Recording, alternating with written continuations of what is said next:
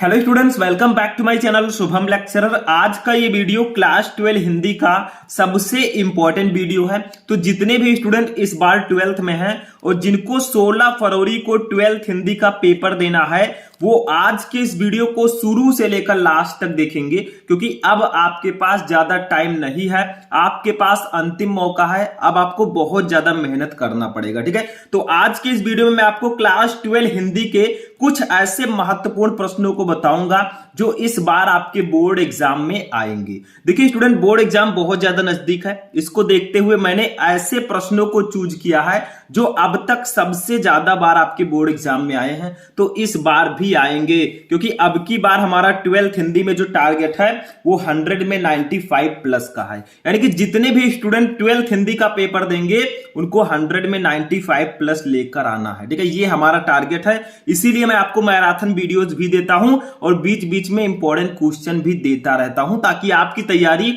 इतनी अच्छे से हो जाए कि जितने भी स्टूडेंट इस बार 12th में वो 95 प्लस लेकर आए, ठीक है। तो आज का ये वीडियो भी 12th हिंदी का इंपॉर्टेंट वीडियो है, क्योंकि हिंदी का पेपर बहुत ज्यादा नजदीक है। तो हमें हिंदी के उन सभी क्वेश्चन को पढ़ना है जो सबसे ज्यादा इंपॉर्टेंट है। तो ये वीडियो इतना ज्यादा इंपॉर्टेंट क्यों है? देखिए, इस वीडियो में मैं आपको 12th हिंदी के 6 टॉपिक को एक ही वीडियो में पढ़ाऊंगा, और मैं आपको रेगुलर मैराथन क्लासेस भी देता रहता हूं, जिसमें मैं पूरी हिंदी को एक ही वीडियो में खत्म कर देता हूं, ठीक है। अगर उसको आपने नहीं देखा तो जाकर देख लीजिएगा। और ये वीडियो भी सबसे ज्यादा इंपॉर्टेंट है, तो ध्यान से और लास्ट तक देखिएगा, क्योंकि अब समय नहीं है, आपको कहीं भी भटकना नहीं है। जो मैं बता रहा हूं वही आप पढ़ लेंगे, आप 100 में 90 प्लस लेकर आएंगे, ठीक है। तो चलिए वीडियो को स्टार्ट करते हैं। वीडियो को स्टार्ट करने से पहले इस वीडियो को लाइक कर दीजिएगा, चैनल पर नए चैनल को भी सब्सक्राइब कर लीजिएगा, ताकि सभी वीडियो आपको टाइम से मिलते रहे। देखिए, हमारा टारगेट जो है वो ऊपर लिखा रहता है, क्योंकि सबसे आगे हम अपने टारगेट को रखते हैं, ठीक है। देखिए, कौन कौन से टॉपिक पढ़ेंगे। सबसे पहला टॉपिक होगा मुहावरे एवं लोकोक्तियां। इसके 3 क्वेश्चन हम इस वीडियो में पढ़ेंगे, ठीक है। दूसरा है संधि विच्छेद, इसके भी 3 क्वेश्चन पढ़ेंगे। तीसरा है शब्द युग्म, इसके भी 3 क्वेश्चन। चौथा है अनेकार्थी शब्द, 3 क्वेश्चन। पांचवा है अनेक शब्दों के लिए एक शब्द, 3 क्वेश्चन। और लास्ट में हम वाक्य संशोधन पढ़ेंगे, इसके भी 3 क्वेश्चन, ठीक है। यानी कि 6 टॉपिक हैं, एक टॉपिक के 3 क्वेश्चन, टोटल 18 क्वेश्चन हम इस वीडियो में पढ़ेंगे, ठीक है। देखिए, हिंदी में बहुत सारी चीजें फिक्स होती हैं कि हाँ ये आएगा, जैसे जीवन परिचय, कहानी, रस, छंद, अलंकार, ठीक है, और सुभाषित रत्नानी चैप्टर के श्लोक। लेकिन जो हिंदी व्याकरण के क्वेश्चन होते हैं ये फिक्स नहीं होते, इसको आपको पढ़ना ही होता है, ठीक है। तो चलिए स्टार्ट करते हैं। सबसे पहला टॉपिक है मुहावरे एवं लोकोक्तियां। चलिए पढ़ते हैं। तो देखिए स्टूडेंट, मुहावरे और लोकोक्तियों में आपको कैसे क्वेश्चन दिया जाएगा। देखिए, ऐसे क्वेश्चन रहेगा। फर्स्ट है पापड़ बेलना, ठीक है, ये आपको दे दिया गया, सिर्फ इतना ही रहेगा जो ब्लैक से लिखा है, बाकी जो आपको लिखना है वो आपको लिखना है। देखिए, पापड़ बेलना लिखा रहेगा कि इसका अर्थ लिखकर वाक्य प्रयोग कीजिए। तो सबसे पहले हमें इसका अर्थ लिखना है। इसका अर्थ होता है कष्ट झेलना, ठीक है। फिर नीचे हमें डालना है हेडिंग वाक्य प्रयोग। देखिए, जो मुहावरे एवं लोकोक्तियां होती हैं बहुत ही इजी होती हैं। आपके बोर्ड एग्जाम में 3-4 मुहावरे रहेंगे, आपको एक ही करना होगा। तो कितना आसान है, ठीक है। बस आपको यह समझना है कि कैसे इसका अर्थ लिखते हैं, कैसे वाक्य प्रयोग करते हैं। तो देखिए, पापड़ बेलना, इसका अर्थ होगा कष्ट झेलना। वाक्य प्रयोग हेडिंग डालेंगे और लिखेंगे, हरि को अपने पुत्र की नौकरी के लिए पापड़ बेलने पड़े, ठीक है। तो ये जो क्वेश्चन है वो इस वाक्य में आना चाहिए, तभी ये वाक्य प्रयोग बिल्कुल सही होगा। यानी कि पापड़ बेलना जो क्वेश्चन है ये इस वाक्य में अगर आ गया तो समझ लीजिए आपका ये आंसर बिल्कुल सही है, ठीक है। तो ऐसे आपको लिखना होगा, अर्थ लिखकर वाक्य प्रयोग कीजिए, ठीक है। दूसरा देखिए, हाथ पांव फूलना, इसका मतलब क्या होता है? डर से घबरा जाना। हाथ पांव फूलना का मतलब होता है डर से घबरा जाना, किसी चीज को देखकर बहुत डर लग जाना और घबरा जाए, ठीक है। जैसे वाक्य प्रयोग क्या करेंगे, वाक्य प्रयोग हेडिंग डालेंगे, लिखेंगे, घर का ताला टूटा देख गुप्ता जी के हाथ पांव फूल गए, ठीक है। यानी कि घर का ताला टूटा देखकर गुप्ता जी के हाथ पांव फूल गए, क्योंकि उन्हें ऐसा लगा कि घर का ताला टूटा हुआ है, यानी कि चोरी हो गई हमारे घर में, ठीक है। तो वो बहुत ज्यादा डर से वो घबरा गए, ठीक है। तो ये आपका होगा वाक्य प्रयोग। हाथ पांव फूलना यानी कि डर से घबरा जाना किसी चीज को देखकर। तो घर का ताला टूटा देखकर गुप्ता जी के हाथ पांव फूल गए, यानी कि वो बहुत ज्यादा डर से घबरा गए, ठीक है। तो जो क्वेश्चन है इस वाक्य में आना चाहिए, तभी ये वाक्य प्रयोग बिल्कुल सही होगा, ठीक है। ऐसे एक क्वेश्चन और देखते हैं। ये लोकोक्तियां हैं।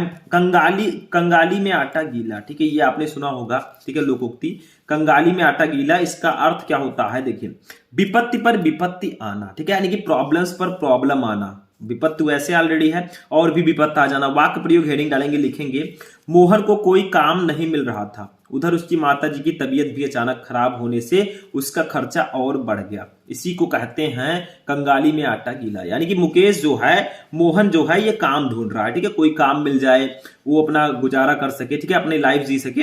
लेकिन क्या हुआ, वो काम ढूंढ ही रहा था कि उसकी माताजी की तबीयत भी अचानक खराब हो गई, जिससे उसका खर्चा और बढ़ गया। देखिए, एक प्रॉब्लम तो पहले ही है, उसे काम नहीं मिल रहा है, दूसरी प्रॉब्लम आ गई कि उसकी माताजी की तबीयत खराब हो गई। इसी को कहते हैं कंगाली में आटा गीला, यानी कि कंगाल में और ज्यादा कंगाल हो जाना, ठीक है। तो ये आपका होगा तीसरा क्वेश्चन। तो 3 क्वेश्चन हमारे इसके हो चुके हैं फर्स्ट टॉपिक के, जो कि था मुहावरे एवं लोकोक्तियां। चलिए सेकंड टॉपिक देखते हैं क्या है। अब देखिए सेकंड टॉपिक हमारा है संधि विच्छेद। संधि विच्छेद 3 नंबर का आएगा आपके एग्जाम में, मुहावरे एवं लोकोक्तियां 2 नंबर की आएंगी। इसमें करना क्या होगा, देखिए आपको सही संधि विच्छेद चूज करना है। मैंने पहले भी क्वेश्चंस आपको बताए हैं, ये कोई नया वीडियो नहीं है, इससे पहले भी मैं आपको क्वेश्चंस बता चुका हूं, ठीक है। लेकिन इसमें उन क्वेश्चन को मैंने लिया जो थोड़ा आपको देखने में अजीब लगेंगे, और यही क्वेश्चन आएंगे बोर्ड एग्जाम में लगभग, ठीक है। देखिए सबसे पहला है सर्वाणीयप का संधि विच्छेद है, यानी कि सर्वाणीयप का सही संधि विच्छेद कौन है। का है, देखिए सर्वाधन यप, खा है सर्वाणधन यप, गा है सर्वधन आड़ियप और घा है सर्वाणधन अप। तो इसका राइट आंसर क्या होगा, इसका राइट आंसर ऑप्शन नंबर घा सही होगा, सर्वाणधन अप, ठीक है, ये सर्वाणीयप का सही संधि विच्छेद होगा। तो इसमें जो सही संधि विच्छेद है वो आपको चूज करके अपनी कॉपी में लिखना होता है, बाकी कुछ खास इसमें नहीं करना है, ठीक है। तो इसका सही संधि विच्छेद घा वाला ऑप्शन राइट होगा, सर्वाणधन अप। तो ये सब नोट कर लीजिएगा और ध्यान दीजिएगा। दूसरा देखिए, इत्येव का सही संधि विच्छेद है। इत्येव का सही संधि विच्छेद क्या है, का है इति धन एव, खा है इत धन एव, गा है इत्य धन एव और घा है इति धन एव। लगभग पढ़ने में सब सेम है, लेकिन खा वाला ऑप्शन बिल्कुल सही होगा। देखिए इत्येव का सही संधि विच्छेद, देखिए इत में छोटी ई आ गया, ठीक है, प्लस ए आ गया, ए में आगे ए है ही, ये दोनों मिलकर क्या बनाएंगे, ये, ठीक है, यानी कि ए बना लेंगे, ये आपका हो जाएगा, तो वही हो जाएगा इत्येव, ठीक है। तो ऐसे इसका सही आंसर आपको लिखना होता है। तीसरा देखिए, तीसरा हमारा है अभ्यंतर का संधि विच्छेद है। अभ्यंतर का सही संधि विच्छेद क्या है, देखिए जितने भी क्वेश्चन मैं बता रहा हूं सबको नोट कर लेना है, नहीं तो प्रॉब्लम हो जाएगी, या तो फिर जो मैं बता रहा हूं उसको ध्यान से फुल कंसंट्रेशन के साथ समझना है कि अगर ये क्वेश्चन आए, देखिए अगर आप क्वेश्चन को पढ़े ही रहेंगे ना तो भी आपको समझ में आ जाएगा। मान लीजिए क्वेश्चन आ गया, तो जब एक बार भी नहीं पढ़ेंगे तो वो प्रॉब्लम हो जाएगी, ठीक है। नेक्स्ट देखिए, अभ्यंतर का संधि विच्छेद कौन सा होगा। का है अभय धन अंतर, खा है अभिधन अंतर, गा है अभिधन अंतर और घा है अभ्यधन अंतर। तो इसका राइट आंसर होगा ऑप्शन नंबर खा, ठीक है, ऑप्शन नंबर खा इसका सही होगा, अभिधन अंतर, ये अभ्यंतर का सही संधि विच्छेद होगा, ठीक है। तो इस प्रकार से आपको जो सही संधि विच्छेद होता है उसको चूज करके अपनी कॉपी में लिखना होता है। तो दूसरा टॉपिक हमारा था संधि विच्छेद, इसके हमने कितने क्वेश्चन पढ़े, 3 क्वेश्चन पढ़ लिए, ठीक है। दूसरा टॉपिक भी क्लियर हो गया। चलिए तीसरा टॉपिक देखते हैं। अब देखिए तीसरा टॉपिक हमारा है शब्द युग्म, ठीक है, ये भी 2 नंबर का आता है और इसमें भी कुछ खास नहीं होता। देखिए क्या करना है आपको, शब्द युग्म का मतलब क्या होता है, 2 शब्दों का जोड़ा। जैसे देखिए फर्स्ट है अयस, अयस, ठीक है, इसका सही अर्थ आपको बताना है कि इसका राइट आंसर क्या होगा, ठीक है, अयस और अयस, ठीक है, इसका सही आंसर बताइए। जो पहले है उसका अर्थ पहले लिखा होगा, जो बाद में उसका अर्थ बाद में होगा। तो का है बदनामी और बुराई, खा है कीर्ति और प्रसिद्धि, गा है बदनामी और लोहा, घा है लोहा और इस्पात। तो इसका राइट आंसर होगा ऑप्शन नंबर गा, बदनामी और लोहा। देखिए अयस का मतलब होता है बदनामी और इस अयस का मतलब होता है लोहा, तो बदनामी और लोहा इसका राइट आंसर हो जाएगा, ठीक है। दूसरा देखिए अंब, अंभ, ठीक है, इसका सही आंसर क्या होगा, तो का है माता और पानी, खा है माता और पिता, गा है आकाश और स्वर्ण, घा है देवी और देवता। तो इसका राइट आंसर हो जाएगा ऑप्शन नंबर का, ठीक है, का वाला ऑप्शन, माता और पानी। देखिए अंब का मतलब होता है माता और अंब का मतलब होता है पानी, तो माता और पानी इसका राइट आंसर होगा। देखिए जो पहले है उसका आंसर पहले होगा, जो बाद में उसका आंसर बाद में होगा, यानी कि सीरियल वाइज इसमें आपको चलना है, ठीक है, कोई प्रॉब्लम नहीं होनी चाहिए। नेक्स्ट देखिए तीसरा हमारा क्या है, लक्ष्य, लक्ष्य, ये है लक्ष्य, ये है लक्ष्य। तो दूसरे लक्ष्य का मतलब तो आपको पता है ये क्या होता है, ध्येय। तो यानी कि इन दोनों में से ही कोई ना कोई सही है, उद्देश्य भी होता है लक्ष्य का मतलब, ठीक है, तो इन्हीं दोनों में से कोई ना कोई आपका सही होगा। अब कौन सा सही है, देखिए लक्ष्य और लक्ष्य, ठीक है, तो का है लाख और करोड़, खा है लच्छा और ध्येय, गा है लाख और उद्देश्य, और घा है आंख वाला और क्षति करने वाला। तो इसका राइट आंसर होगा ऑप्शन नंबर गा, लाख और उद्देश्य। ठीक है, ये लक्ष्य और लक्ष्य का सही आंसर होगा। तो ये आपका गा वाला ऑप्शन राइट होगा। यानी कि अगर आपको एक पता है तो आप आसानी से दूसरे को भी पता कर लेंगे। ठीक है, तो ये ट्रिक है इसमें। जैसे लक्ष्य, इस लक्ष्य का मतलब होता है उद्देश्य। ठीक है, किसी चीज का टारगेट जो होता है, और इस लक्ष्य का मतलब होता है लाख। तो लाख और उद्देश्य इसका राइट आंसर हो जाएगा। तो गा वाला ऑप्शन बिल्कुल सही होगा। चलिए नेक्स्ट टॉपिक देखते हैं। इसके भी हमने 3 क्वेश्चन देख लिए, तो 3 टॉपिक तो हमारे क्लियर हो चुके हैं, लेकिन अभी भी 3 टॉपिक हैं, उनको भी हम पढ़ेंगे। चलिए देखते हैं।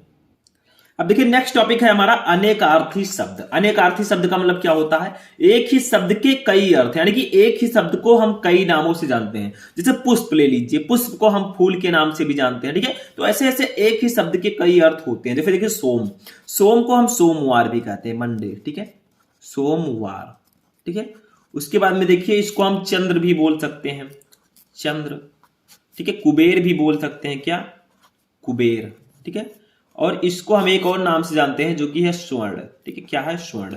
तो इसको हम कई नामों पे जानते हैं। सोमवार को, सोम को सोमवार, चंद्र, कुबेर, स्वर्ण। तो यानी कि इसके कई अर्थ हैं, वही आपको लिखना होता है, एक ही शब्द के कई अर्थ। ठीक है, इसके कई नाम हैं। तो सोम को सोमवार, चंद्र, कुबेर, स्वर्ण। अच्छा देखिए दूसरा है वन। वन को हम क्या कह सकते हैं? वन को हम जंगल भी बोल सकते हैं। ठीक है, फॉरेस्ट, जंगल, या बाग भी कह सकते हैं, बाग। जल भी इसको कह सकते हैं, और घर भी कह सकते हैं। ठीक है, यानी कि इसके 4 नाम हैं। देखिए आप तो बाय द वे तो आपको तो 2 ही लिखना होगा, लेकिन इसमें मैंने 4 क्यों बताया? क्योंकि 4 अगर पता रहेंगे तो 2 तो आप आसानी से लिख ही लेंगे। ठीक है, तो वन को हम जंगल भी बोलते हैं, बाग भी बोलते हैं, जल भी बोलते हैं, और घर भी बोलते हैं। तीसरा देखिए वर। वर को हम किन नाम से जानते हैं? तो वर को हम वर का मतलब होता है श्रेष्ठ, या वर हम दूल्हे को भी कहते हैं। वर वधु सुना होगा आपने, तो वधु तो दुल्हन हो गई। ठीक है, और वर हो गया दूल्हा। तो इसको दूल्हा लिख दीजिएगा। देखिए मैं फिर से लिख दे रहा हूं इसको। ठीक है, क्या लिखेंगे? दूल्हा। ठीक है, उसके बाद में आशीर्वचन भी लिख सकते हैं आप, आशीर्वचन। ठीक है, तो इसको कई नामों से जानते हैं। वर को हम श्रेष्ठ भी कह सकते हैं, दूल्हा भी, और आशीर्वचन भी। ठीक है, तो इसके कई नाम हैं। तो 3 क्वेश्चन हमारे हो गए अनेकार्थी शब्द के, यानी कि एक ही शब्द के कई अर्थ। 3 क्वेश्चन मैंने आपको बता दिया। अब नेक्स्ट टॉपिक हमारा है, देखिए अनेक शब्दों के लिए एक शब्द। इसका मतलब क्या होता है कि आपको अनेक शब्द के लिए एक शब्द चुनना होता है। जैसे आपसे कहा जाए जो ईश्वर में विश्वास रखता है, उसे हम एक शब्द में क्या बोलेंगे? उसको हम लोग बोलेंगे आस्तिक, इंग्लिश में बोले तो थीस्ट। और जो ईश्वर में विश्वास न रखता हो उसे नास्तिक बोलेंगे। ठीक है, तो ऐसे ऐसे 10 भुजाओं वाले को दशानन बोलेंगे। ठीक है, जिसके 10 भुजाएं हो। तो ये सब होती हैं अनेकार्थी शब्द, यानी कि एक ही, अनेक शब्दों के लिए एक शब्द, यानी कि एक ही शब्द के कई अनेक शब्दों के लिए एक शब्द का मतलब, जैसे देखिए गणित का ज्ञाता। अब गणित के ज्ञाते को हम क्या बोलेंगे? जो गणित का ज्ञाता है उसे एक शब्द में क्या बोलेंगे? गणितज्ञ। ठीक है, तो आपको अनेक शब्द के लिए एक शब्द लिखना होता है। गणित का ज्ञाता जो होगा उसे गणितज्ञ बोलेंगे। दूसरा देखिए गांव में रहने वाला, जो गांव में रहता है वो, उसे हम क्या बोलेंगे? ग्रामीण, गांववासी या ग्रामीण बोल देंगे। ठीक है, गांव में रहने वाले को हम ग्रामीण ही बोलेंगे। तो गणित का ज्ञाता जो होगा उसे गणितज्ञ बोलेंगे। ठीक है, विज्ञान का ज्ञाता जो होगा वैज्ञानिक बोलेंगे। ठीक है, इतिहास का जो ज्ञाता होगा इतिहासज्ञ बोलेंगे। तो सबके अलग अलग नाम है। भूगोल का ज्ञाता भूगोलविद बोलेंगे। ठीक है, गांव में रहने वाले को हम ग्रामीण बोलेंगे एक शब्द में। अब देखिए नेक्स्ट, हाथी का बच्चा, इसको हम लोग क्या कहते हैं एक शब्द में? देखिए हाथी का बच्चा, बच्चा लिख दीजिएगा यहां पर, हाथी का बच्चा। ठीक है, ये आ का मात्रा नहीं रहेगा। ठीक है, ये आ का मात्रा नहीं रहेगा, हाथी का बच्चा केवल रहेगा। तो देखिए हाथी के बच्चे को हम लोग बोलते हैं गज शावक। ठीक है, गज शावक, या आप लिख सकते हैं कलभ। क्या लिख सकते हैं? कलभ। ठीक है, इन नामों से हम जानते हैं। जैसे गाय के बच्चे को हम क्या कहेंगे? बछड़ा। ठीक है, वैसे या बछड़ी। तो हाथी का बच्चा जो होगा उसको गज शावक बोलते हैं, यानी कि गज का बच्चा। गज का मतलब क्या होता है? हाथी। हाथी को भी हम कई नाम से जानते हैं, गज हो गया। ठीक है, ऐसे ऐसे कई नाम है उनके। तो गज शावक या कलभ इसको हम बोल सकते हैं। तो ये हमारा था 5 नंबर टॉपिक, जो कि है अनेक शब्दों के लिए एक शब्द। ठीक है, चलिए लास्ट टॉपिक देखते हैं क्या है। अब देखिए लास्ट टॉपिक जो हमारा है वो है वाक्य संशोधन। ठीक है, वाक्य संशोधन का मतलब क्या होता है? देखिए वाक्य संशोधन का अर्थ होता है कि अगर वाक्य में कहीं गलती है तो उसको सही करके लिखिए, बस यही होता है वाक्य संशोधन। इसमें कुछ भी खास नहीं है। ठीक है, यानी कि सेंटेंस में गलतियां होंगी। जैसे हमारे इंग्लिश ग्रामर में क्या होता है? सिंटैक्स होता है। ठीक है, सिंटैक्स में क्या होता है? गलतियां होती हैं सेंटेंस में, तो उसे हमें सही करके लिखना होता है जो मिस्टेक होती है। ऐसे इसमें हिंदी में वाक्य संशोधन होता है। देखिए जैसे देखिए फर्स्ट है, भाषण सुनने अनेकों लोग आए हैं। अब देखिए इसमें गलती क्या है? भाषण सुनने अनेकों लोग आए, तो देखिए अनेकों हम कभी नहीं लिखते हैं, हम केवल अनेक ही लिखते हैं, क्योंकि अनेक जो है वो खुद में बहुवचन है। इसको आपको अनेकों लिखने की कोई जरूरत नहीं है। तो यहां पर हम लिखेंगे भाषण सुनने, भाषण सुनने जो स्पीच होता है। ठीक है, नेताजी देते हैं, भाषण सुनने अनेक लोग, अनेक लोग आए। ठीक है, आए, तो भाषण सुनने अनेक लोग आए। अभी बिल्कुल सही है, आपको अनेकों लिखने की कोई जरूरत ही नहीं है। तो जहां कहीं भी आपको अनेकों दिखे तो समझ लेना अनेकों में गलती है, बस। ठीक है, अनेक लिखना है आपको। ये बहुत ऐसे सेंटेंस कई आते हैं। ठीक है, नेक्स्ट देखिए, दादी का प्राण निकल गया। इसका मतलब क्या होता है? देखिए दादी का प्राण निकल गया, इसको इस प्रकार से लिखिए, दादी के प्राण निकल गए। ठीक है, इस प्रकार से लिखेंगे तो ये सही होगा। यानी कि आप बोलकर चेक कर सकते हैं, बोलेंगे आपको गलतियां पता चल जाएंगी कि हाँ यहां सेंटेंस में कहां गलती है, वाक्य में कहां गलती है, आपको पता चल जाएगा, तुरंत ही पता चल जाएगा। तो देखिए दादी का प्राण निकल गया, इसका मतलब क्या होगा? दादी के लिख दीजिए, दादी के, दादी के प्राण निकल गए। ठीक है, दादी के प्राण निकल गए, इस प्रकार से आपको लिखना है। तो ये ज्यादा बेटर रहेगा, यानी कि जो आपको बेटर लग रहा है वही आपको लिखना है। इसमें भी गलती नहीं करना है, जो सही सही आपको लिखना है। मतलब छोटी छोटी गलती रहेगी, ज्यादा गलतियां रहती नहीं है। एक आध वर्ड में आ गया उसी को सही कर देना। तीसरा देखिए क्या है, मेरा प्राण संकट में है। तो जैसे यहां पर हमने लिखा था दादी का प्राण निकल गया, दादी के लिख दिया था, वैसे यहां पर मेरा प्राण संकट में है तो मेरे प्राण लिख देंगे। ठीक है, मेरा की जगह पर मेरे लिख देंगे, मेरे प्राण संकट में है, संकट में है। ठीक है, ये ज्यादा बेटर रहेगा, देन बेटर देन इससे क्वेश्चन से। ठीक है, तो इस प्रकार से आपको वाक्य संशोधन करना है। इसमें कुछ नहीं करना है, जो आपको वाक्य दिया गया है उसमें गलतियां रहेंगी, उन्हीं गलतियों को आपको सही करना होगा सिर्फ और सिर्फ। जैसे देखिए भाषण सुनने अनेकों लोग आए, तो भाषण सुनने अनेक लोग आए, अनेकों में यहां पर गलती है। दादी का प्राण निकल गया, दादी के प्राण निकल गए। ऐसे मेरा प्राण संकट में है तो मेरे प्राण संकट में है, इस प्रकार से लिखेंगे, दैट्स अ बेटर। ठीक है, अब ये ही थे हमारे 12th हिंदी के 6 सबसे इंपॉर्टेंट टॉपिक्स जो मैंने इस वीडियो में बताए। टोटल मैंने आपको 6 टॉपिक बताए, मुहावरे, लोकोक्तियां, संधि विच्छेद, विभक्त युग्म, अनेकार्थी शब्द, अनेक शब्दों के लिए एक शब्द और वाक्य संशोधन। अब आप कहेंगे सर 6 ही टॉपिक पढ़ने से काम हो जाएगा? नहीं, बिल्कुल नहीं। देखिए मैंने आपको मैराथन क्लासेस भी दे रखी है, यानी कि पूरा हिंदी एक वीडियो में खंड का खंड खा, ठीक है, पूरा मैंने दे रखा है। उसको अगर आपने नहीं देखा है जाकर देख लीजिए, ताकि बाद में पछताना ना पड़े। काफी मैराथन क्लासेस मैंने आपके लिए चलाई है ताकि आपकी तैयारी अच्छे से हो सके और आगे चलकर आपको प्रॉब्लम्स ना हो। ठीक है, तो आज का ये इंटरेस्टिंग सेशन इसी लाइन के साथ फिनिश होता है। कैसा लगा आपको ये वीडियो कमेंट करके बताइएगा। इस वीडियो को ज्यादा से ज्यादा लाइक कीजिएगा, चैनल को सब्सक्राइब कर लीजिएगा और जितने भी आपके स्टूडेंट्स हैं साथ के फ्रेंड, ठीक है, उनके पास भी इसको शेयर कर दीजिएगा। तो चलिए मिलते हैं नेक्स्ट वीडियो में नेक्स्ट टॉपिक के साथ, तब तक के लिए जय हिंद।